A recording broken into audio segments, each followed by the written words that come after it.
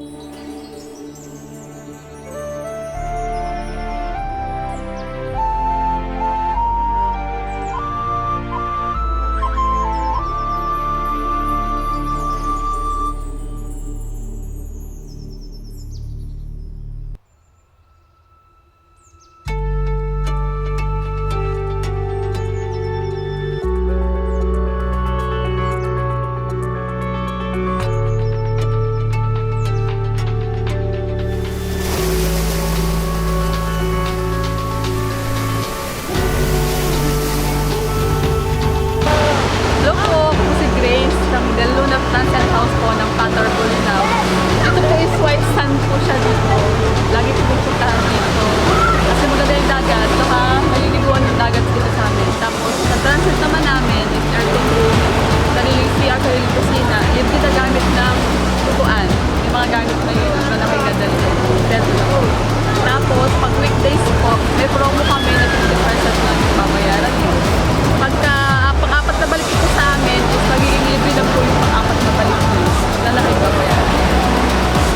Bakit Patar, Bolinao ate? Ang para promote na lang po ng for tourism purposes. Sa Patar, Bolinao naman, marami kayong pupuntahan. Bukod sa white sand is, meron kami rock formation. Pwede rin kayong mag-island hopping sa Pulipol Island. Pwede rin kayong mag-cakes, bali tatlo ang cakes dito. Saturn cake, Tunis cake, tsaka wonderful cake. Tapos meron din mga falls, tatlong falls, Bolinao 1, 2, and 3. Tapos meron din tayong Hidden Spring, tsaka Balin Palace. Tapos pwede din kayong Tungayan Grill yung sa River Cruise na restaurant. Tsaka ate, anong payo mo dun sa di ba pandemic ngayon? So, ano may papayo mo dun sa mga taga Manila o malalayong lugar? Kailangan pa ba nila ng certificate? Kailangan pa ng RT-PCR test? Sa mga taga-NCR bago naman, pwede na kayo dito pumunta. Kailangan nyo lang is yung guidelines ng tourism, kailangan nyo mag-S-Pass. Tsaka kailangan nyo magpa-book kasi bawal ang walk-in para kami yung mag-assist sa inyo kung paano pumunta dito. I-guide namin kayo kung paano pumunta. Final message ate, anong final message mo sa mga turista na pumupunta dito? Sa mga pupunta naman po dito, please po, follow po yung protocols namin. Lagi po mag-face mask, saka social distancing po. Tapos, bawal po magkalat, bawal po ang bonfire. Thank you ate. Good morning guys, my name is Gary Menendez. I am here now. I'm in Patar, guys. Tara, swim! Patar, Bolinao, Pangasinan.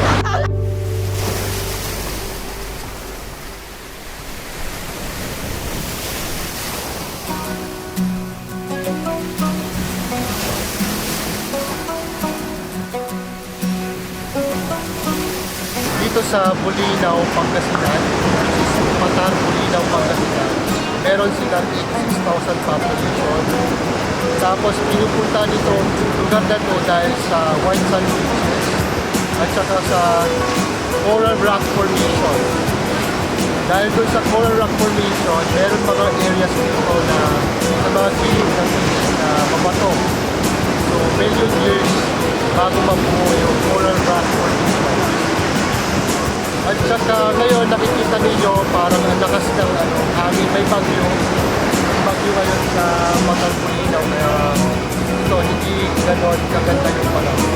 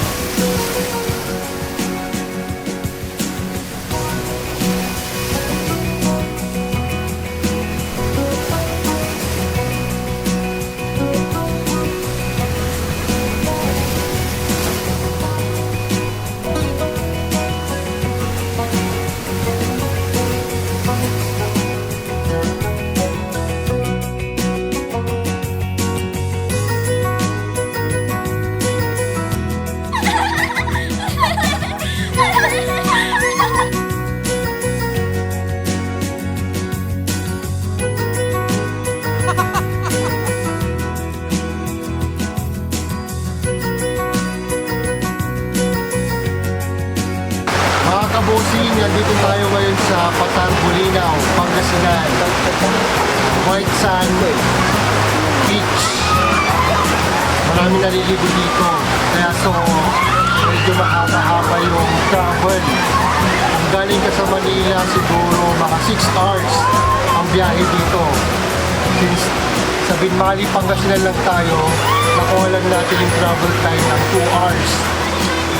So, bago kayo pumunta dito, advice ko lang na bumili na kayo ng mga isda, mga gagamitin ninyo kasi medyo mahal dito. So, enjoy lang natin.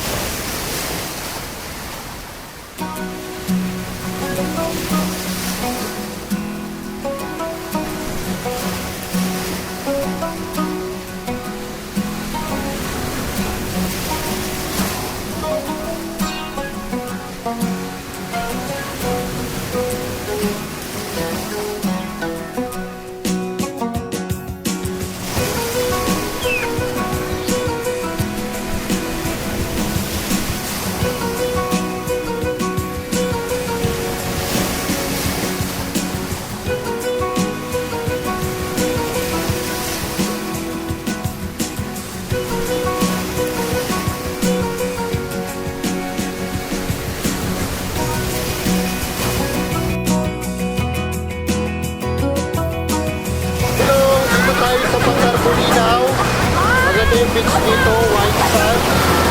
Siguro nakapunta na ako ng 12 times, ngayon na lang ako nag-vlog. Maganda, ituturo ko kayo kung paano pumunta dito.